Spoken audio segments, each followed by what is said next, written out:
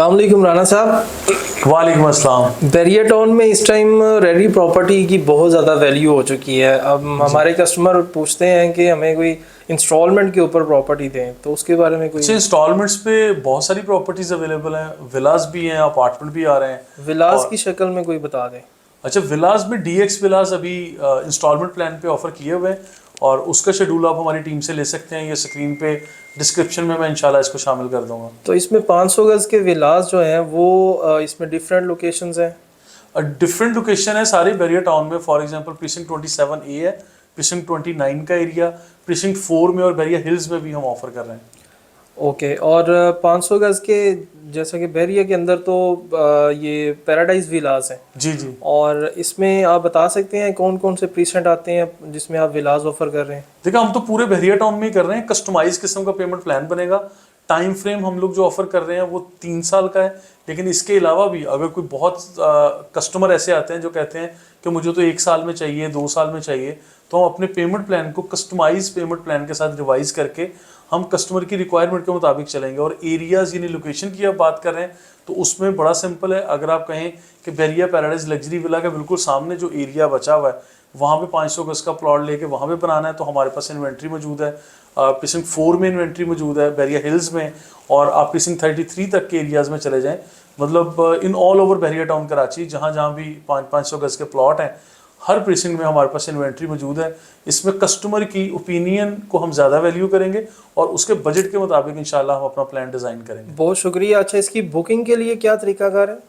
Booking देखें, हम लोग एक ख़ास परसेंटेज है जिसे आप कह सकते हैं कि 15 से 20% डाउन पेमेंट के तौर पे यानी बुकिंग कंफर्मेशन लेंगे और उसके बाद जैसे जैसे काम करते चले जाएंगे और उसका एक पेमेंट प्लान डिज़ाइन कर दिया गया है जो 3 साल का। मैं फिर रिपीट कर रहा हूँ, हमने बनाया है, लेकिन फिर भी आपकी बात भी मानी जाएगी। जिस तरह भी कस्टमर कहता है उसके अकॉर्डिंगली हम लोग लेके चलेंगे, आपको फैसिलिटेट करेंगे। लेकिन बुकिंग कंफर्मेशन 15 to 20% अमाउंट पे हम लोग कर रहे हैं। ऐसा ना हो कि बिल्डर ये दरमियान में छोड़ के भाग जाए। और नहीं, इसमें देखिए प्रोग्रेस जैसे जैसे होगी बिल्डर की वैसे वैसे आपसे पेमेंट ली जाएगी। For example milestone payment plan Bahria Town की तारीख में अगर किसी ने इंट्रोड्यूस करवाया तो वो पाकिस्तान प्रॉपर्टी लीडर्स हैं।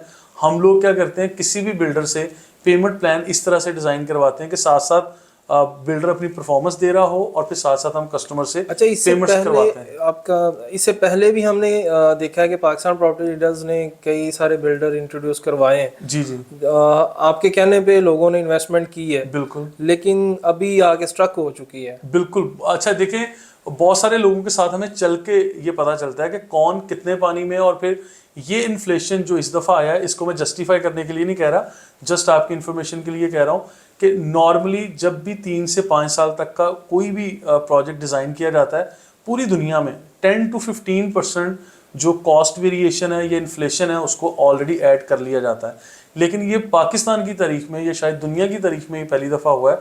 इस दफ़ा ये जो इन्फ्लेशन रेट है पाकिस्तान में ये ऑलमोस्ट 45 to 50% तक इंक्रीज कर गया, जो कि ऑब्वियसली नॉर्मल नहीं था। ये अनफॉरसीन जो हैपनिंग्स होती हैं उसके अंदर आता है।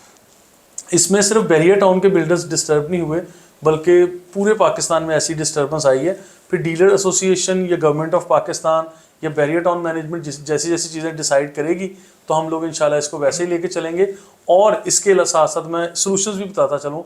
जिन बिल्डर्स के साथ हमारे कस्टमर्स का टाइम वेस्ट हुआ है 2 साल 3 साल और उन बिल्डर्स ने कम प्रोग्रेस दी है या बिल्कुल प्रोग्रेस नहीं दी, टीम पीपीएल आज भी आपके साथ खड़ी है। हमने अपने कस्टमर्स को बिल्कुल बेयारो मददगार या लावारिस करके नहीं छोड़ दिया।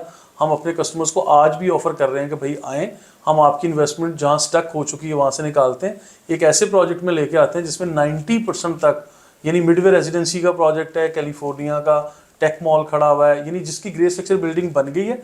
मैं ऐसे प्रोजेक्ट में आपको आज एडजस्टमेंट के लिए ऑफर कर रहा हूँ। वो क्यों कर रहा हूँ? क्योंकि आप लोगों ने हम पे ट्रस्ट किया था, हमारे ज़रिए आप लोगों ने बुकिंग करवाई थी, या मुझ जैसे ही और लोग जो मार्केट में काम कर रहे हैं हमारे उन दोस्तों पे ट्रस्ट करके किया था। इनफैक्ट जितनी भी रियल एस्टेट बरादरी है, मैं समझता हूँ कि आज अगर कुछ लोग परेशान हैं तो हमें उनके सॉल्यूशंस की तरफ जाना चाहिए। अच्छा, सॉल्यूशन की तो आपने बात कर दी, ये मेरा सवाल था जी।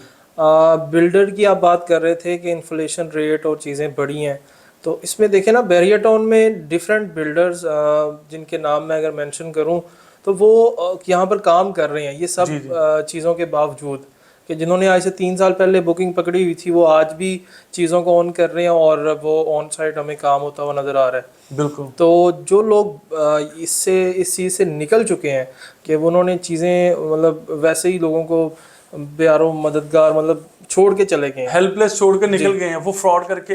देखिए फर्क नीयत का होता है और दूसरी बात है कि पांचों उंगलियां बराबर नहीं है। इसमें सिंपल मैं आंसर कर रहा हूँ कि जो लोग निकल गए मैं उनको भी जस्टिफाई नहीं कर रहा, जो लोग आज यहाँ पे अपनी जिम्मेदारियों को ओन करके यहाँ काम कर रहे हैं उनको भी जस्टिफिकेशन करना मेरी ड्यूटी नहीं है। लेकिन मैं इस चीज़ को ज़रूर कह रहा हूँ कि जो लोग काम कर रहे हैं वो बहुत अच्छा कर रहे हैं। जो लोग आधे सफ़र में अपने कस्टमर्स या इन्वेस्टर्स को छोड़ के भाग गए हैं उन लोगों ने भी बहुत गलत किया है। लेकिन हमारा काम है आज एक आर्बिट्रेटर के तौर पे अपना उन रोल लोगों प्ले के लिए करना, सॉल्यूशंस की बात करें, इसीलिए तो हम सॉल्यूशंस प्रोवाइड कर रहे हैं। चलें, थैंक यू सो मच, जज़ाकल्लाह। Thank you so much.